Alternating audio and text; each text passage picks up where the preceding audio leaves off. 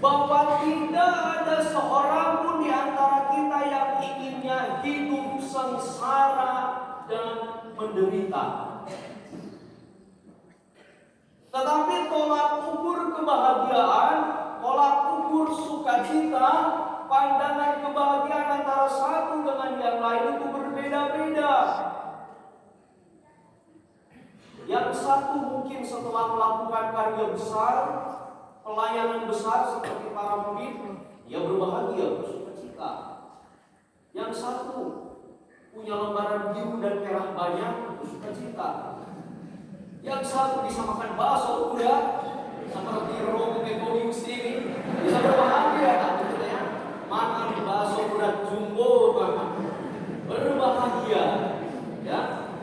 Atau yang satu membanggakan kecantikannya, ketampanannya, ya, talenta yang ada pada dirinya, dia bisa berbahagia. Yang satu ketika mengalami kenikmatan dan kepuasan seksual, berbahagia. Yang satu bisa mengoleksi barang-barang berharga, harta benda, berbahagia. Lalu apakah ada kebahagiaan sejati, kebahagiaan tulen? Santo Thomas Aquinas, seorang Dominikan, seorang kudus, mengatakan bahwa ada tiga kriteria yang dapat dikatakan ini itu sebagai suatu kebahagiaan. Ada kriterianya, ada ciri-cirinya. Sama seperti orang Manggarai kata Mario, ya, pembalap pemuda berbadan gelap, hitam, ya, keriting, dia bisa nyanyi. Itu ciri-ciri dari orang Manggarai, orang-orang Flores. Begitu juga dengan kebahagiaan, itu memiliki ciri-ciri dan memiliki kriteria. Menurut Santo Thomas Aquinas, kriteria yang pertama, kebahagiaan itu adalah maaf visualnya, di ujung, begitu ya, di ujung, puncak, akhir. Itu ciri yang pertama. Karena merupakan puncak dan akhir sudah mentok, maka kebahagiaan itu tidak dapat bertambah dan berkurang. Ciri yang kedua. Dan ciri yang ketiga, tidak ada unsur malu atau kejahatan atau negatif ketika kita mencapai, mencari, dan menggapai kebahagiaan ini.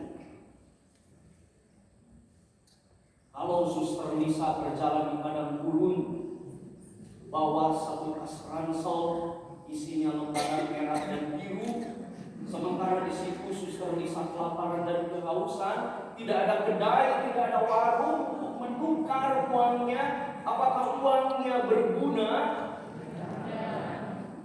Maka karena uang itu bukan puncak akhir, uang bukan kebahagiaan sejati. Karena duit bisa bacok-bacokan antar saudara, bisa bunuh-bunuhan. Ada unsur kejahatan di dalam uang itu. Uang adalah sarana untuk memperoleh barang lain supaya dapat menyejahterakan hidup, tetapi bukan kebahagiaan sejati. Karena terlalu banyak makan bakso kurang, Romoli menderita fatty liver. Perlu makan hati, gitu ya. Terlalu banyak makan gorengan, banyak karbo, begitu ya. Fatty liver, sehingga harus makannya rebus-rebus, gitu ya. Makanan, terlalu banyak makan kacang-kacangan, burrito segala macam ya. Sebulan, gitu ya. Yang berlemak-lemak itu ya itulah ya, kolesterol, darah tinggi. Makanan hanya saja supaya manusia bisa hidup, tetapi bukan kebahagiaan sejati karena ada unsur negatif di dalamnya. Dan kebahagiaan makanan ya, kalau sudah lewat lidah, mau makan daging, mau makan tahu ya, kalau sudah di perut ya sama. Tidak ada bedanya. Ya. Lalu kemudian kecantikan, ketampanan. Karena dalam I want to be forever young. I want to be forever young. Waktu itu jahat karena waktu itu membunuh ketampanan, membunuh kecantikan, membunuh kegagahan. Romo saya ingat dulu rambutnya masih tebal. Mulai berguguran. Itu menandakan apa? Waktu pelan-pelan membunuh ketampanan, kecantikan, kekuatan kita. Mulai oplok-oplok. Jadi ketampanan, kecantikan yang kita banggakan, kekuatan kita, ya, ternyata bukan puncak kebahagiaan. Harta benda, ya, ada seorang frater yang berkarya di Meratus tuh punya sepatu pantofel yang membanggakan karena di Meratus itu tidak pernah dipakai dan dipakai sepatu butut. Lama-lama sepatu walaupun didiemin kusut, menusuk harta benda. Begitu pula ketika kita melakukan karya-karya besar, bisa melakukan penyembuhan, khotbah berapi-api seperti Romo Pio di Sukasari, yang tidak direkam, kalau direkam bisa viral. Tapi ketika badan ini mulai menyusut, ketika kita hanya tergolek di atas ranjang, apakah kebahagiaan itu terampas dan dirampas? Menurut Thomas Aquinas, kebahagiaan yang merupakan puncak yang tidak berubah, tidak bertambah dan tidak berkurang, yang tidak ada unsur kejahatan. Seksual juga ada unsur kejahatan, ada penyakit seksual masyarakat. Rajenium itu yang namun itu gitu ya. Kalau terlalu sering banyak.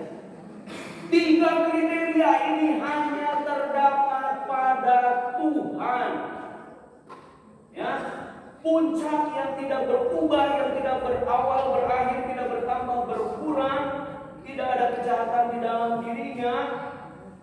Hanya terdapat pada Tuhan kebahagiaan sejati ini. Dan pada bacaan Injil pada malam hari ini, para murid bersuka cita karena mereka melakukan karya besar. Setan-setan takut kepada mereka, tetapi Yesus meluruskan pandangan mereka akan arti sukacita dan kebahagiaan. Bahwa sebenarnya kita bisa melakukan karya besar itu karena rahmat Tuhan yang bekerja, karena ada koneksi, relasi, hubungan kita dengan Tuhan sehingga karya besar terjadi. Kalau tidak ada hubungan, relasi pribadi dengan Tuhan, karya besar tidak akan terjadi.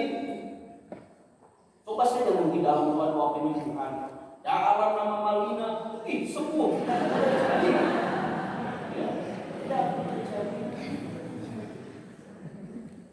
Jadi kebahagiaan yang dialami para murid mencoba diluruskan oleh Yesus bahwa kebahagiaan yang sejati sebenarnya yang tidak akan dirampas dan hilang ketika nama kita tercatat di surga, alias kita memiliki hubungan, koneksi, relasi pribadi dengan Tuhan. Walaupun kita tergolek lemas seperti debong pisang, batang pisang itu tidak bisa apa-apa lagi, tapi hubungan dengan Tuhan tidak akan terampas dan dirampas, justru makin akan lebih erat lagi. Akan lebih erat lagi. Jadi poin yang pertama, Bapak Ibu saudara-saudariku yang terkasih, mari kita ubah cara pandang kita bahwa kebahagiaan yang sejati yang tidak akan dirampas dan terampas yaitu hubungan pribadi kita dengan Tuhan.